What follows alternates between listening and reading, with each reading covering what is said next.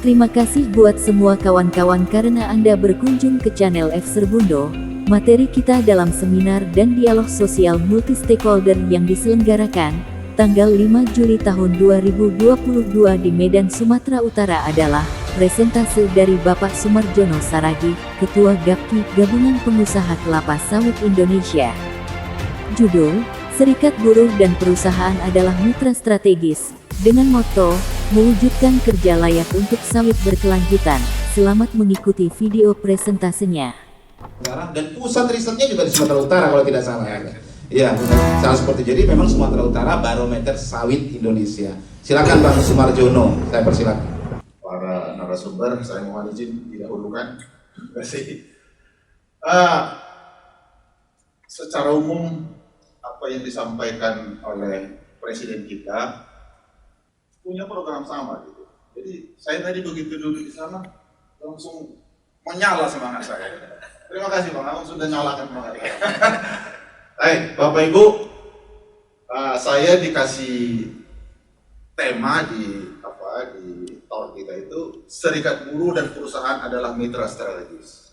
Sekali lagi sejalan dengan apa yang menjadi program dan apa yang kami kerjakan selama ini. Jadi saya di sini sebagai Ketua GAPKI dan memang ya agak banyak juga seperti Pak Direktur Pak Komisaris banyak jabatannya. Saya juga di Kadin bidang tenaga kerjaan, saya juga di Apindo di Sumatera Selatan. Ya, Bapak Ibu juga tahu Apindo ini kan mitra pemerintah dalam konteks tenaga kerjaan. Saya juga pembina petani dan terakhir saya dirikan sebuah gerakan namanya WISPO. Judulnya itu W itu worker Bang. Jadi Worker Initiative for Sustainable Palm Oil. Karena tujuan kita bersama itu apa? Sawit yang berkelanjutan. Siapa yang harus bergerak? Semua orang. Buruh harus juga bergerak. Oleh karena itu, saya gagas sebuah gerakan untuk sama-sama kita melangkah maju membawa sawit Indonesia ke arah yang lebih besar. Ya, sejarahnya panjang, Sumatera Utara benar lahir di sini. Oleh karena itu, Sumatera Utara sudah harus mengambil momentum untuk mengembalikan Sumatera Utara sebagai teladan, sebagai contoh, sebagai pembawa sejarah kelapa sawit. GAPKI adalah asosiasi pengusaha dan tidak semua pengusaha anggotanya. Karena tentu ada konsekuensi menjadi anggota itu bayar iuran. Ada yang tidak rela membayar iuran sehingga dia nggak mau jadi anggota. Jadi secara keseluruhan tadi Bang Erwin luasan sawit Indonesia, saya menggunakan data SK Mentan 833 2019, sawit Indonesia itu ada 16 juta. 42% itu petani. Dan di sana, lagi-lagi dalam konteks ketenagakerjaan, di sana ada informal, hubungan kerja informal. Petani kecil, sangat kecil, menengah, ada juga ya beberapa toke petani gitu ya. Nah, jadi ini menjadi tantangan kita juga. Petani 42%, GAPKI 22%, non-GAPKI 36%. Jadi bisa kita bayangkan tugas GAPKI ini dikasih Bang Erwin besar ini untuk mengurus yang 36 juga gitu ya. Nah, tapi dengan kapasitas 22% anggota yang dari besar menengah kecil, kami percaya dan yakin bisa terpenuhi.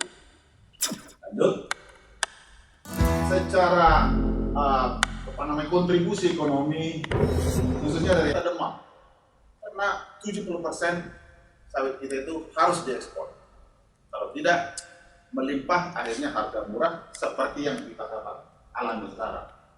Untuk transportnya banjirlah sawit, ya mungkin perusahaan belum, tapi buruh tani udah otomatis tidak jualan TBS, otomatis ngapain suruh orang manen. Itu sangat praktis saja gitu pemikiran. Jadi sawit ini terlalu besar untuk gagal. Oleh karena itu tidak boleh gagal. Dan tugas kita membuat tidak gagal untuk terus menjadi sawit keberlanjutan, kebanggaan kita. Model ini kami nggak pernah janjian ini dengan Bang Erwin tadi. Ini saya gambarkan bagaimana sih sejarah isu sawit itu. Dari tahun 80, 90, 2000, 2010, 2015, 2016. Dan sejak 2015, kebetulan saya menjadi Ketua Bidang Tenaga Kerja pertama sekali. Di situ saya langsung berhadapan dengan isu ketenagakerjaan yang banyak. Saya tidak punya pengalaman. Saya bukan orang yang membidangi HR. Saya akuntan, tapi dikasih amanah, ya saya coba belajar. Dan perjalanan itu membawa saya hari ini bisa berbicara satu panggung dengan Bang Erwin. Tadi yang sudah diarahkan ke kelapa sawit. Oleh karena itu kita harus respon gitu, tidak boleh diam. Oke, lanjut. Nah, kalau kita mengacu kepada studi ILO tahun 2012, apa yang dikatakan oleh Bang Erwin tadi, prinsip saya menggunakan kata pekerjaan rumah. Status pekerja, pengupahan, dialog sosial seperti kita hari ini. Ini termasuk salah satu yang masih minus juga, dialog sosial.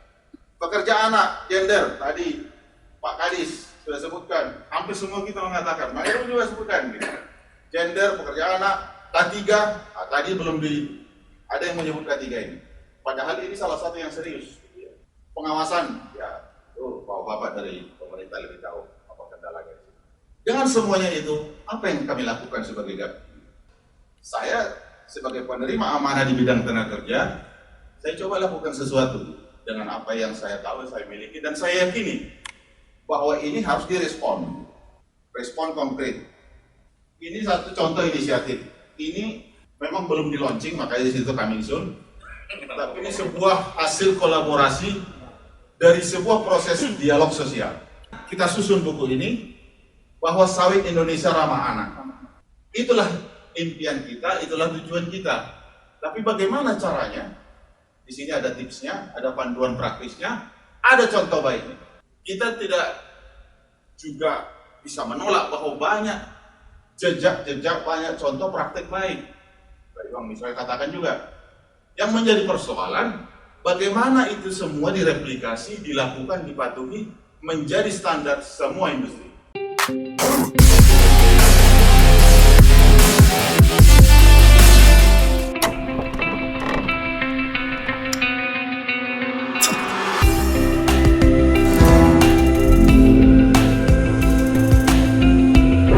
Berdasarkan SK Menteri Pertanian, nomor 833, tahun 2019, total luas lahan perkebunan kelapa sawit Indonesia adalah 16,3 juta hektar.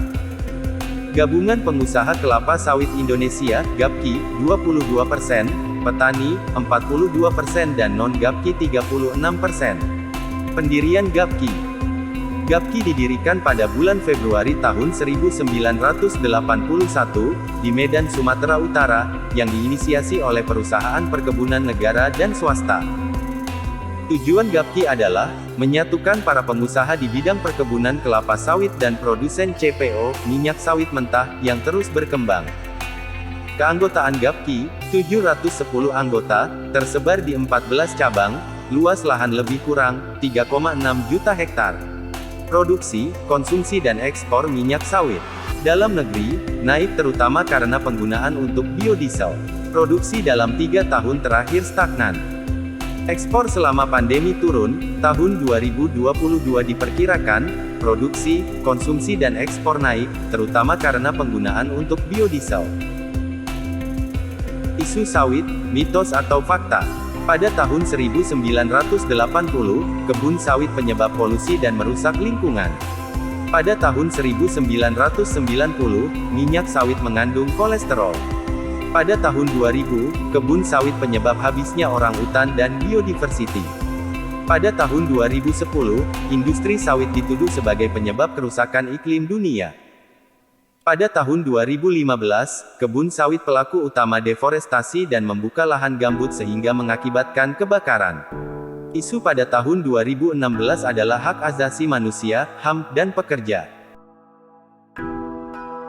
Respon konkret, perusahaan tunduk pada undang-undang nasional, tidak boleh mempekerjakan anak. Mendorong 100% sertifikasi ISPO dan sertifikasi global lainnya. Kampanye, promosi dan implementasi. Inisiatif, publikasi buku panduan dan praktek. Kolaborasi serikat buruh dan CSO. Terlibat dalam gerakan nasional. Buruh, serikat buruh, dan pengusaha adalah aktor utama mewujudkan sawit Indonesia berkelanjutan.